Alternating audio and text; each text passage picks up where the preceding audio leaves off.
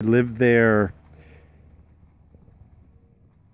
almost a year ago. Yeah, like almost a year ago, and I was there for almost 5 years. And what I want to make this video about is about kind of like a spontaneous move to Las Vegas. I am kind of known for doing things like that, just getting up and going. So that's not really nothing new for me, but it always poses challenges. I don't really recommend that to a lot of people out there. But when I moved to Vegas, I lived in Miami, Florida at the time, and I wanted to get out west. So I did research, and I've seen people reference this website before, citydata.com. They have a lot of resource there about regular people that have made moves, and it's like a blog thing. So it's a really good citydata.com, I believe.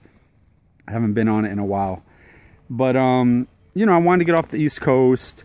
I wanted to go out west. I worked in the food service industry, so going from Miami, for me at that time in my mind, I thought it was just an ideal move to go to Las Vegas. I was thinking, they're both 24-hour towns. I could work. It doesn't snow. I could work all year long. That was the mindset. So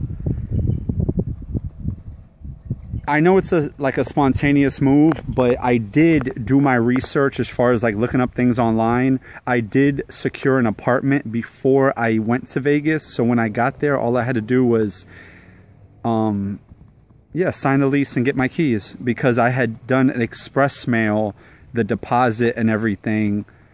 And I did the application online. So that was cool to know that I had a place, when I just got there. And at the time, I worked at a place in Miami, Florida, and I transferred that job.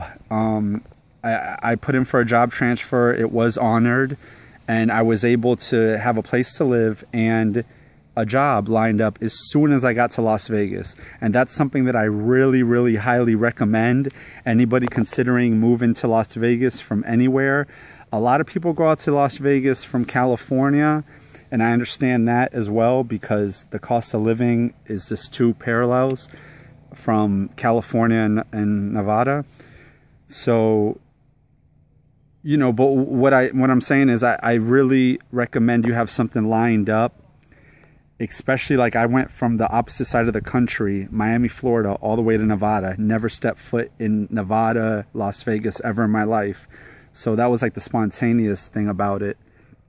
And I started, working. I went to the job, and they were like, oh yeah, we were just waiting for you to get here. Can you come in Monday? I think I was in there on a Friday or something. And I kind of just was, asking for the manager, like, hey, I put a transfer in, I'm here, whatever. And they were like, oh yeah, we're waiting for you come Monday for the orientation. I was like, cool. The apartment that I lived in was actually, the research that I did, I knew I wasn't going to have a car when I got out there. I flew out there, and I wanted to be close to the Strip. So, when I was looking at apartments, when you look at things online, it's one thing whether, opposed to when you're on the ground, feet on the ground, and you kind of, get a feel of what the area really is. But, because people were like, oh, you moved to a bad area. And I mean, it just really depends where someone's from, what's considered bad to some people. But the area I moved to, it was very close proximity to the Strip. It was on Las Vegas Boulevard, runs north and south. It was the next parallel avenue, Paradise Road. And the apartment was right on Paradise Road. So I would walk over to the Strip, and I would catch a bus straight south to my job at the time. So yeah, like that was actually not bad. But like some neighborhoods, I'm just gonna kind of just put them out there. Everybody like praises Summerlin. West Las Vegas, west of the Strip, Summerlin is like, it's kind of like right bordering Red Rock, like the national I don't know, national park thing they got going on over there, Red Rock Canyon. And it's pretty much like a suburb, like any suburb. That's what Summerlin looks like and is. And I just, you know, I knew where I was working, so I wanted, and I knew I wasn't going to have a car, so I wanted to be real close to the Strip. If you're going to get something along the Strip, the funny thing about that is it was kind of like when you're living in Vegas, I say I was a semi-local, because locals are really people that have lived there, like they're lifers. They've been there all their life or whatever. I say semi-local because, you know, I wasn't there on vacation. I wasn't a tourist. I was living there. But the thing is, I live so close to the Strip that just little funny things, like I would get coupons in the mail for, you know, junk mail. And one time I went to Wendy's and I had some coupons for Wendy's. You know, I live so close to the Strip that instead of going to a local Wendy's, like more east of the Strip, my local Wendy's was on the Strip, if that makes sense. So I would go to my local Wendy's, considering I lived right there, and I'd be on the Strip with these coupons. And, you know, they would just be like, you know, this is a Strip, you know, like that's for local. And I'm like, well, I live here, you know what I mean? Like, you know, the other Wendy's is 10 blocks away in a car. I'm 2 blocks away from this Wendy's on the Strip walking. So, you know, little things like that. Like, I was close to everything, but at the same time, what was everything? The Strip. When you live in Las Vegas, opposed to when you're visiting, the Strip is not where everything's at. Absolutely not. So, you know, I had to kind of realize that. But it was what it was when I was thinking about moving and job and, you know, commuting to work and so. But, yeah, so little things like that or whatever. And then also, like, later on, as I lived there, I was there for almost 5 years. You know, people would say stuff like, you know, I would be on the Strip just to, like, kind of get out the house or whatever, you know. So I would just be on the Strip, whatever, and say somebody, like, called me or text me, like, hey, what are you doing? And I would be like, oh, I'm on the Strip, or I'm over here or whatever. And it was almost a universal response. But I just remember this, that people in Vegas would be like, what are you doing on the Strip? Like it was so weird for a local to be on the Strip. If you're not working on the Strip, it's really like, it's just such an odd thing to locals there that you're on the Strip. You know, and I know they say they have local things, but for me to go to the local things, it would be a further bus ride away than for me to go on the Strip. That's how close I live to the Strip. And I live, like, right behind the Wynn, which is right up from Sands Boulevard, something like that. It was kind of like dead in the center, and over east. So, you know, but the thing about that area, like any area that's near, in any city, I believe, that's near, like, the tourists, whatever attraction, it's always gonna, you know, they might have condos there or whatever, but it's usually going to be what people refer to, like, as a bad area. And I did see a lot of things, but, you know, this was my, you know, when you live in a place, you just, you know, you go to work, you just keep it moving. You know, you're not really caught up in everybody's whatever. But, you know, so it was actually cool there for me. You know, a lot of people might just not even want to be there at all. But, you know, it's different, you know, different upbringing, different backgrounds, such and such. But I think it was an okay part to start off at, being new to Las Vegas. Later, I would understand if somebody wants to go 45 minutes, whatever, 30 minutes, whatever, in a car, bus, you know, go to Summerlin, which is on the west side of Las Vegas. But I would even like to go out there. I just hate to commute to work. I hate a long commute, and I really am not a fan of driving. So, you know, that was just my thing. But yeah, so just, you know, I don't really even know what I've been touching on. But as far as, like, the move thing, one video, I can't really recall what the guy was saying, but he was saying something like, it was somebody in the comment feed of a video about moving to Vegas, and he was like, I found this apartment right across from the Air Force Base up there. The local Air Force Base is Nellis Air Force Base. And he's like, it's a gated community and it has security. And so, and I know in his mind, he's thinking that that's safe. Like, oh, it's gated community and it has security. Well, I mean, I really hope he comes across this video, but I doubt it, but whatever.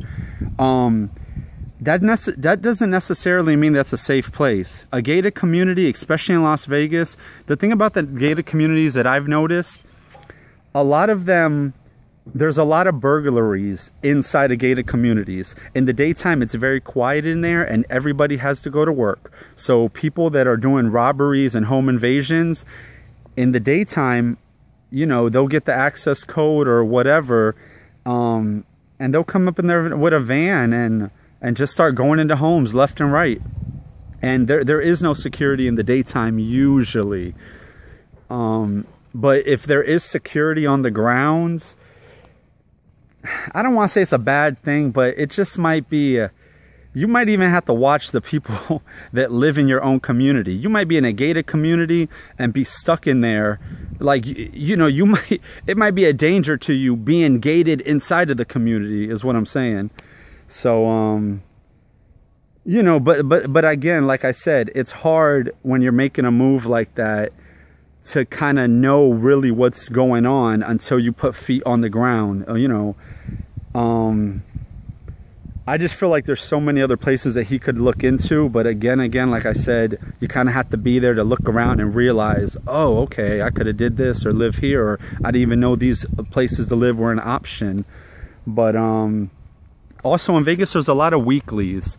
There's a lot of weekly and monthly places, like apartments, and usually you could just rent them, I think I think weekly or whatever, and you just like pay right up front. And there's a lot of crime in those places. I guess a lot of people on drugs and, you know, little stuff like that. But I mean, if you really, I don't want to say lock your door, but I lived in one place in Vegas that I knew when I saw the unit, I had to change the locks. And I had to put a deadbolt because it had that thing where it was just like the bottom lock. And I was like, nah, that's not going to be cool. And there was a lot of burglaries there too. Like, and I remember thinking, man, I really did, you know, justice for myself putting the deadbolt on there, because I think it made all the difference. But yeah, yeah, there was a lot of burglaries in that apartment. And you know, I mean, I think I would need more time to really touch on, you know, relocating to Vegas as far as living wise. But one thing that I was saying earlier about having something lined up, if you can't have something lined up, I mean, it's just kind of hard in Vegas. I'm gonna touch real quick on the casinos, like casino jobs and being a union worker. As far as being a casino union worker, if you look online, there's thousands of jobs, hundreds, thousands of jobs. This might be far-fetched, but to me, they're not hiring. They just post these jobs just to post them. The way that you really get in the door is you have to know somebody. You have to know somebody there, and you have to, when you apply for the job, you have to put them in the reference. That's how you're even going to get a call back or an interview. You know, that's just my experience. When I was there, and I wouldn't be as picky this time around, but when I was there, I kind of refused to be a casino worker, because I just was like, I'll do anything else in Vegas, but I just did not want to be a casino worker. And, you know, I mean, my mind's changed. If I were to go back to Vegas now, I probably would, you know, I'm open to anything. But, you know, I just saw how the workers, I don't want to say the way they were treated, but it's almost, you're a slave. You're a slave to Vegas. And, I don't know. It's just what it is. But, Vegas is a working city. A lot of people, I was hearing in a video, and it's true, a lot of people in Vegas have 2-3 jobs in Las Vegas. And not even because the cost of living is high. Vegas is just a working town. It's just a working town. It's I'm from the East Coast, so you know, I get excited about Christmas and Thanksgiving and, you know, things like that, where I have. And in Vegas, it's just another day. I mean, you're working Christmas Day, you're working New Year's Eve day, your birthday. I mean, you know, that's just how Vegas operates. But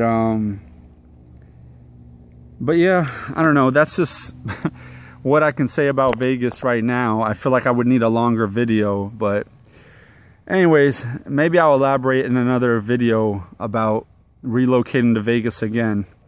But right now, I'm here in Puerto Rico. Like I mentioned in my last video, I'm here post Hurricane Maria, and I will be relocating back stateside soon enough, hopefully. So anyways, that's my thoughts on Vegas. I hope anybody can take anything from there. If you have any questions, leave it in the comments and I'll be more than happy to answer what I can. Peace.